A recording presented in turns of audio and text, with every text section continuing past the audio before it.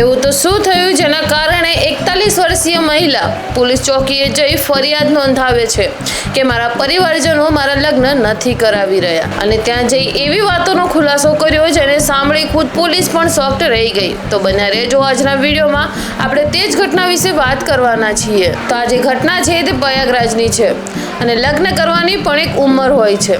જો લગ્ન ન થાય તો અડોશ પડોશી તો પૂછે જ છે, પણ જો વધારે ઉંમર વીતી જાય તો જે લગ્ન વગર બેઠા છે તેમને પણ ચિંતા થવા લાગે છે। તો આ જે છોકરી છે તે 41 વર્ષની છે અને તે પોલીસ ચોકીએ જાય છે પોતાની ફરિયાદ નોંધાવવા, અને એ પણ પોતાના પરિવારજનો પર।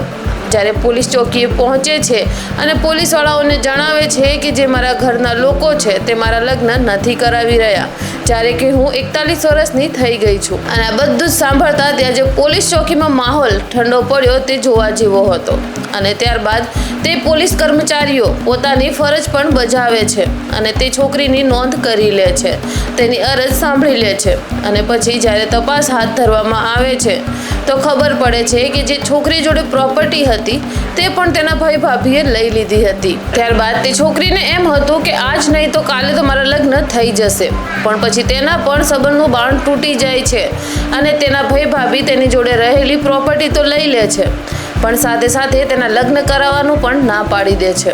જ્યારે તેનું કારણ પૂછવામાં આવ્યું ત્યારે તે લોકો જણાવે છે કે તમારા લગ્ન કરાવવામાં અમારે ખૂબ જ ખર્ચો થઈ જશે, જેના કારણે અમે લગ્ન નથી કરાવી રહ્યા। હવે આ કેસ પોલીસના હાથમાં છે અને તે લોકો પોતાની રીતે જાંચ પડતાલ પણ કરી રહ્યા છે। વેલ, તમને શું લાગે છે કે આના ભાઈ ભાભીની ભૂલની સજા આ છોકરીને હવે ભોગવવી પડશે? એટલે કે 41 વર્ષની હોવા બાવજૂદ શું તેની જોડે કોઈ લગ્ન કરવું પસંદ કરશે કે પછી નહીં, તે તમે જ કમેન્ટ બોક્સમાં બતાવો।